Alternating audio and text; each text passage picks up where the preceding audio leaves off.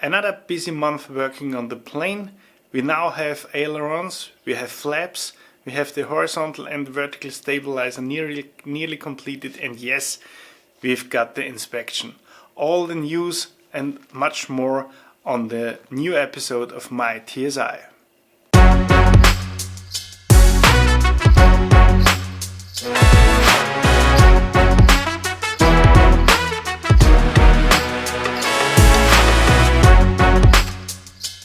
First of all, I have finished my wing for the inspection. I have installed all the cables and tested the lights. They are the landing lights and the strobe and position lights. So I ran all the cables. It was just an easy task, not really hard. I got some really nice connectors and crimped these cables to the connectors. It was not really difficult. Then we started with the flaps and the ailerons. They are really straightforward to handle. So here you can see we are preparing the ribs for the flaps. It is really easy and no big deal. The only problem you will have is to align the parts in the correct way.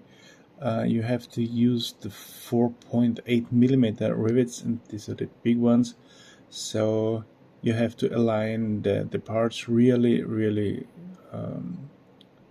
precise, so everything will fit together, but all in all it's no big deal.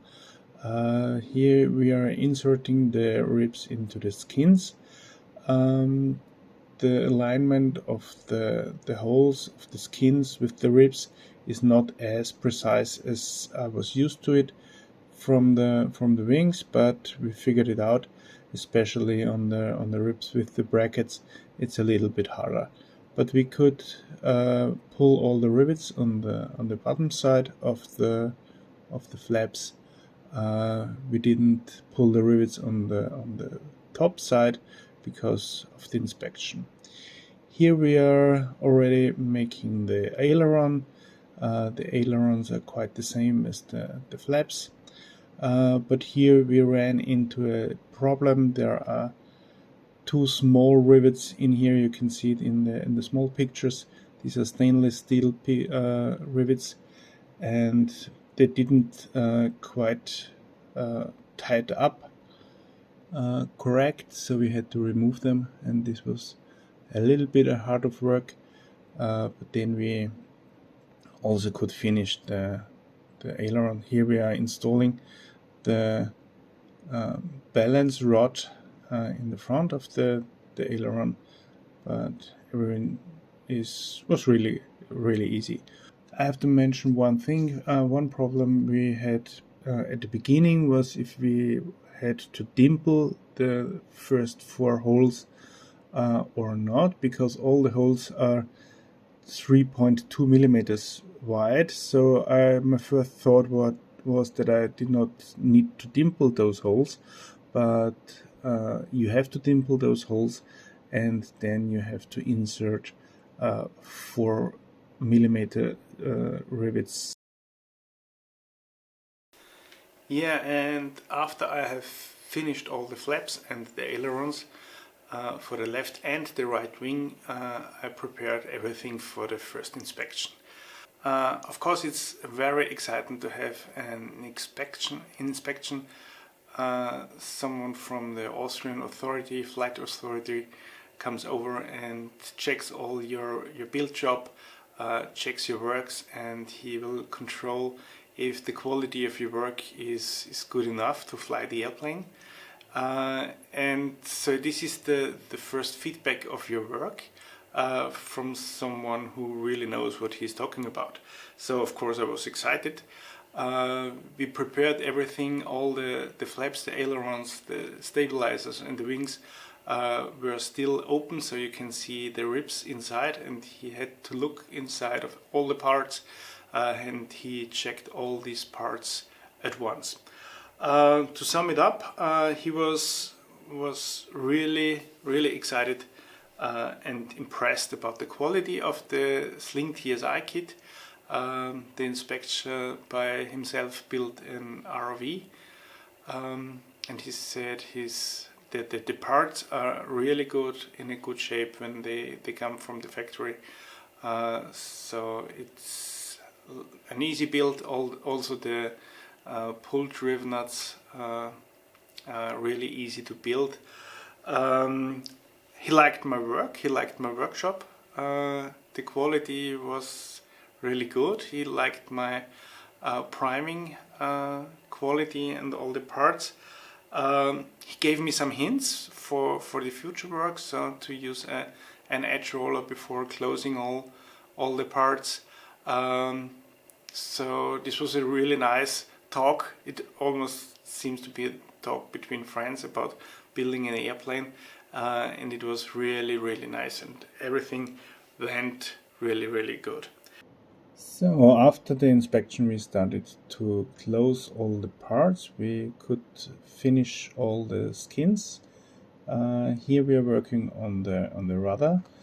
The rudder seems to be a really easy part because there are not a lot of ribs and not a lot of rivets, but the rudder gave us a really hard time. It didn't line up as I wanted it to be. The edge here in the front had a little bend in the wrong direction, so we were adding clickers, removing clickers, adding clickers, removing clickers, all in all 5 times to get the part in the correct order, in the correct bend, and in the correct line. Finally we made it by clicking the main spar first, and then the side rib, and then the rest. So here you can see we used the laser to check the alignment, and there is really no bend in the rudder, and so this is how it should be, a perfect straight line of the edge. After that we could pull the first rivets in the rudder skin, and this was then the rewarding part after the hard time pulling all the rivets. We also pulled the other side. Here is my dad helping to pull the rivets of the other side of the rudder. The only thing you have to note of is the leading edge of the rudder, to make a really smooth and nice looking edge. We added all the clickers in every hole. Here you can see it, and then removed one clicker and put one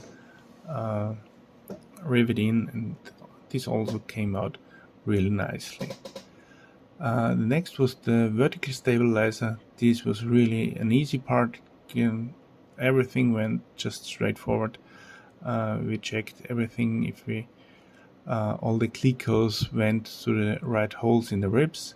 There was really no problem at all. The only thing you have to be careful is the first rivets in the edge on the front to not bend the metal here in the wrong direction.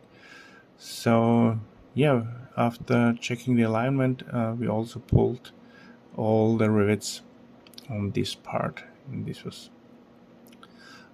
really easy work, and I think in 2 hours or something like that the skin of the rudder was done. So here we are pulling the last rivets of the rudder. The rudder has 4 riv nuts on the bottom. So here we are installing the riv nuts. We have to first drill up the holes, then I mix up some 5 minutes epoxy to secure the riv nuts on both sides.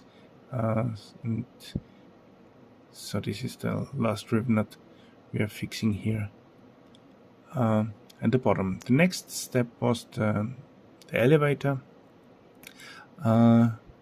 we are now getting used to putting clicos and riveting and aligning all the parts.